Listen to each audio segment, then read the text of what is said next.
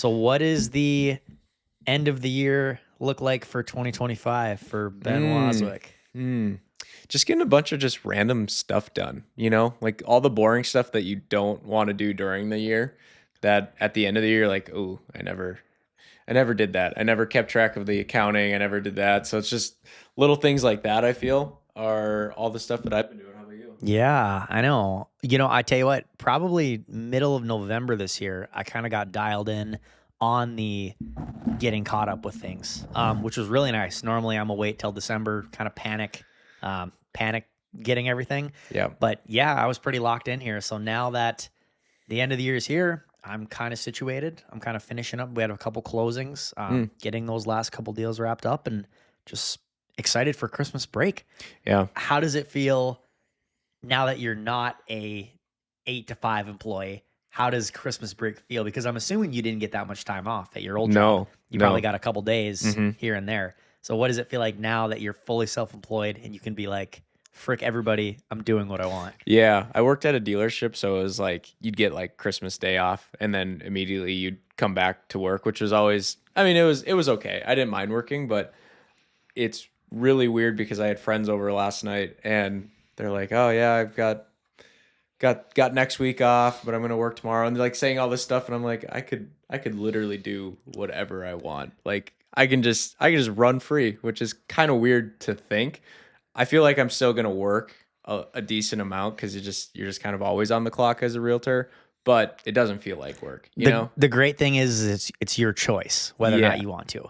And I've never had a problem with that. It's like, well, I don't care if I work 50 hours or 60 hours. Like, that doesn't matter. It's the fact that I get to decide when I'm going and I get to decide when I get to hmm stop. It was just I always had a hard time with like the you have to be here. hmm And I was like, okay, well, why am I sitting here when there's literally nobody here and nothing's going on? This Yep. is a waste of my time. And now if it's like we got nothing going on, well, then I just turn the TV on and just chill. Yeah. So getting to differentiate and get to choose that for yourself, I think was the biggest thing for me. It doesn't feel like work because like I would gladly. I remember last year I sold a house on Christmas Day and the clients felt super bad for making me show it. They just like were like, "Oh, I'm so sorry," but like I thoroughly enjoyed it. Where if it was like an 8 to 5 job, I would be pissed. Like showing up on Christmas Day, I would be absolutely throttled.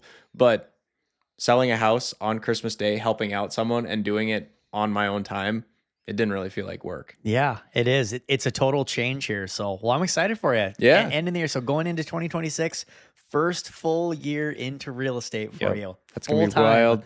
So what are the plans? Like you're committed to this thing, man. I'll give hmm it to you. Like you're ready to roll. You're pushing heavy on the marketing. You're hmm pushing hard, helping every client that you can. You're gaining all this new business, all this hmm attention. For one, just good for you. Thank And you. secondly, like what does the year look like for you? What are some goals that you have set? What do you want to Its accomplish? goals are always hard because like you can set up a transaction amount, I guess, and that would be success. Oh, I want 20 deals or 30 deals, but I don't really like to go off of goals just because if you don't hit that goal, you're going to be really upset. But if you do hit that goal in July, you're like, oh, like you're not as hungry. You know what I mean? So I don't know. I just want to keep committed, stay committed to the social media, stay committed with you on all of our fun podcasts, interviewing people. Like that has been so fun and so cool to hear all these different people's opinions and success stories. The leaders in Fargo, it's always fun. So that's all I got. How about you? Yeah, yeah, I like what you said about the transactional goal. I mean, it is. It's kind of hard. You want to have goals, whether you meet them, you can look at that multiple different ways here. But being committed to the social media deal has really been Mm-hmm. big for me this year, and I'm even more excited to push into it next Next year. year. I think we kind of are just dipping our toes in the water as far as what we've done. Yeah. And now I feel like we're kind of a little bit more on a schedule. Like obviously it's like anything else. You start something right away and we're like chickens with our head cut off. Mm-hmm. We're just throwing stuff at a We don't know what wall, we're doing. hoping something sticks. We're Yeah. reaching out to people, trying to set up these podcasts. And it's like now that I think we're going to have a little bit more consistency with it, I think Yeah. one, it's going to make it easier for us. And then two, it's just natural. You're going to get better. The more you do something, the better you're going to get at it. Yeah. So I'm really excited to continue the long form. I don't know. I don't know how many more bar rankings we can make. We might be running out of bars. Yeah, we might be running out of bars, but that's okay. We'll come up with new stuff. And like you said, we're throwing stuff at a wall, seeing if it sticks. And I feel like some of it has. And yes, we've had terrible videos that have not been good quality, haven't gotten good views, but then we've also had videos that have gotten really good views. And for two idiots with some cheap cameras and stuff, like I think we're doing all right. We're doing what Nothing we can. nothing has been more fun than being out in public. And I don't know if it's just it's got to be like the frosted tips. I'm just that would be the only thing Probably. that would make me recognizable to anyone because just not a lot of dudes have frosted tips.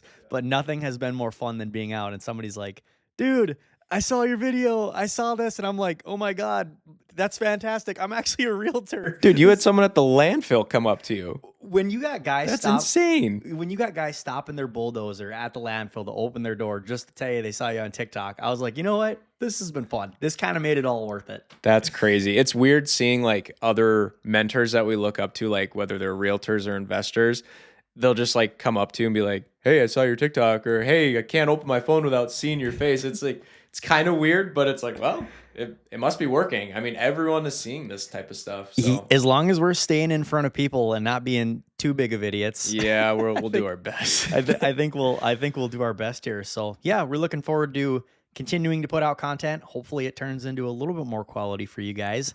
What about you though? What about your goals for High Valley? Like as far as flips, do you go into a year thinking like I need to do 5, I need to do 10, or like are you just kind of running around like with social media, just hoping it sticks, doing your best? You know, I think the flipping deal this year, yeah, I kind of have a number in my mind. Okay.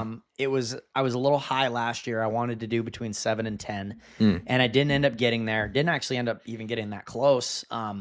I was pretty spooked from the previous year. I had a couple deals, which you know about. I had kind of lost my butt on a couple house flips, and I didn't really think that was possible. It definitely is.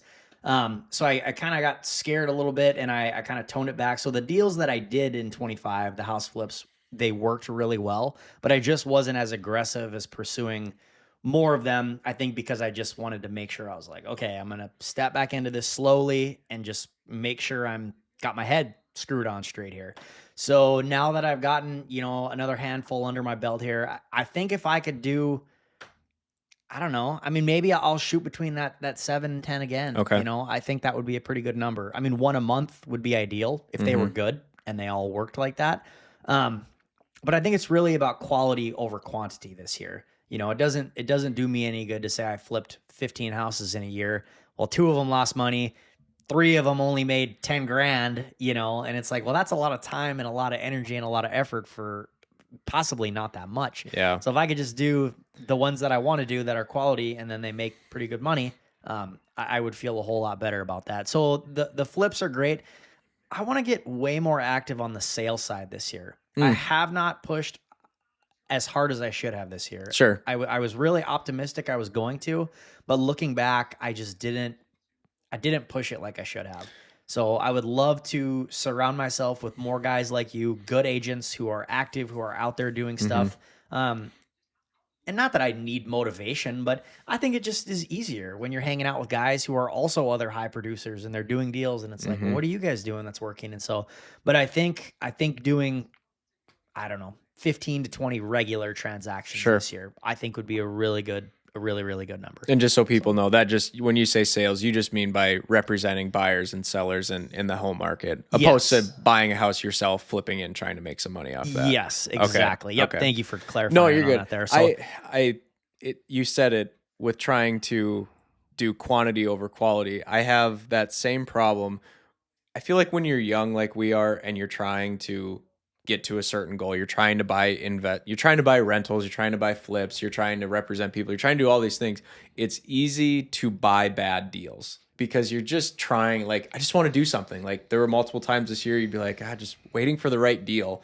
And it's hard because you get stuff in front of your desk every single day, but are they good enough deals to buy? Where maybe young Joseph would have been like, well, I'll take a shot at it. Like I'll try, I'm going to do my best. But trying to get the quantity over quality is really important at our age, I feel. yeah, and a lot of that's just growing and learning, right? I mean, Yeah. it's trial and error. It's like anything else. You're you'll be as guilty as anybody. You'll do some shitty deals and you'll be Yep. like, damn, that sucked, Yeah. but you live and you learn. And I think that's just, you know, part of experience and you become a better agent. And no, I think this is going to be a great year. I really do. We've definitely cooled off compared to what we were a year and a half Mhm. ago.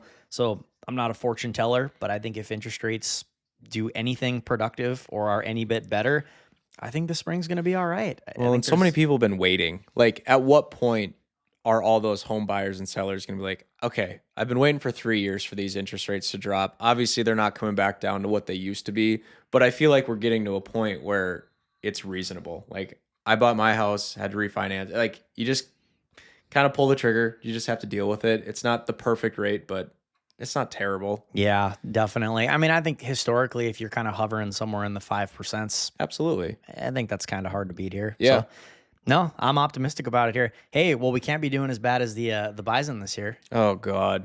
Dude, I was at that game. You were I there. was at the game. Yeah, it was. You paid for a ticket to watch him lose. That's pain. It was bad. They absolutely just fell apart. They fell apart. They were undefeated, and they clearly just underestimated. I think it was Illinois State, and Illinois State is still cooking, still making an underdog run. I would So love to know what the spread on that game I was. think it was 23.5.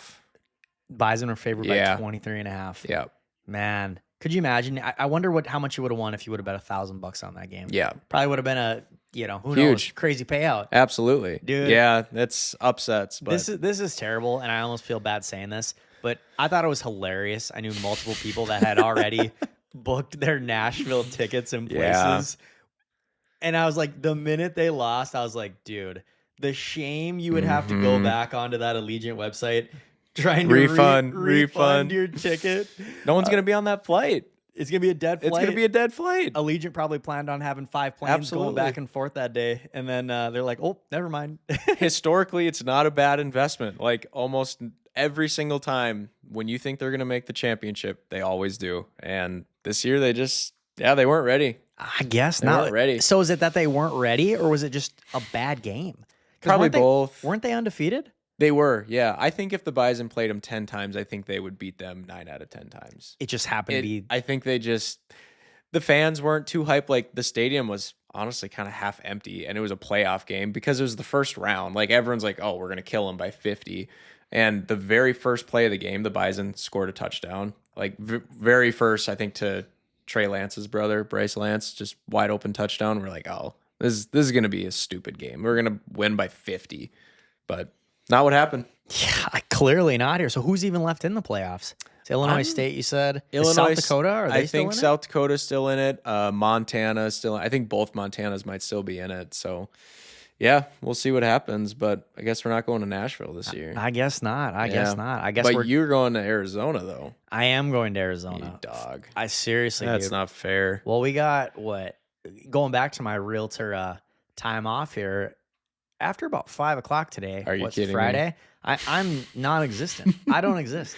The boss lets you take some time off. Joseph Andrews is a ghost. He's gone. He's a terrible boss. He's a terrible boss. He's going to be hanging out, enjoying. Yeah, it'll be nice. When do you fly out next week? Monday morning. Oh, right away. Okay. Yeah, right. Or maybe it's like Monday at 11 or Sure. whatever it is. But Sure. yeah, Monday morning-ish. So we'll take off, and that's basically my Christmas present this year. Okay. Is just spending time in the sun. Yep. And having a nice free place to stay and not having to worry about anything. And yeah. Are you a golfer? Kinda, not good enough that I would like bring my clubs or want to Okay. play at TPC or Sure. anything like that. But yeah, like locally or whatever I will. You'll probably sneak off and go in Arizona. Maybe. Maybe. That's not really why you go there, though. No, that's definitely not like on the top of my list. Yeah. Honestly, dude. And I kind of feel like bad saying this. I'm kind of like an old guy. Like I just lounge. Yeah. Like I'll probably go to the gym every day. I'll probably lay out by the pool, assuming it's nice enough. It's a heated pool, so it should be nice Should enough. be. But yeah, I'll do just a lot of chilling. Maybe do some walking, some Some little walking. hiking. Yeah, I don't know. There's nothing better than just like seeing the same old neighbors. I mean, it's like the oldest white neighborhood in history, this house. I don't know if we should hang out anymore, dude. You're so freaking old. We're just gonna walk around and talk to John, ask him how he's doing, how's the fam. Drink some coffee, lay by the pool. I went there for my bachelor party, Joseph. You got to go to the clubs. You got to go to the golf course. You got to go skydiving. You got to do all these things. If I was 4 years ago and I was your age, I would We're not that far I apart. would We're 100%. both in our 20s. You don't get to say like, "Oh yeah, I mean years ago I'd be really into that." I was though, dude. I was a wild man over there. We used to just go crazy at I'm trying to think. What's the bar area over there? It's on the strip.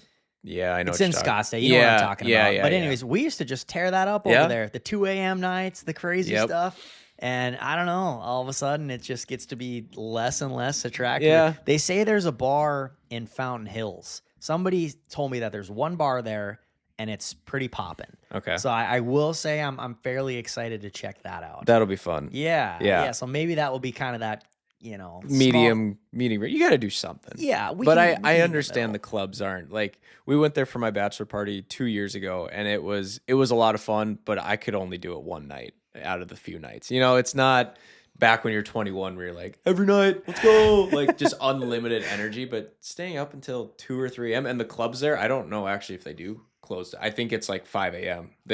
It's late. They just go on all night. Yeah, late or early the Unbelievable. next morning, whatever you want to call paying it there. $30 a drink also is kind of impossible to afford. For a vodka cran, it'd be like $29. Whatever works. So it'll be a little bit different of experience this year. But yeah, I'm stoked. So what about you? What's on your agenda? We'll just be staying around here. We just got back from Dallas. We went to the Vikings Cowboys game, so Skull Vikes. That was a lot of fun. Good games, but not as warm as we kind of hoped it would be down in Dallas. But so we'll probably just lay low. Most of my family is all around here, Detroit Lakes, Fargo area. So yeah, nothing too exciting for Christmas, but good. Well, yeah. that's all right. Little time off, little R&R, and get to hang out and be refreshed and ready for Absolutely. 2026. Yeah. We are very excited to have everybody along. Thanks to everybody that's tuned in so far. We are hoping to pump out a bunch of great content for 2026, and we're looking forward to having you guys along. Peace.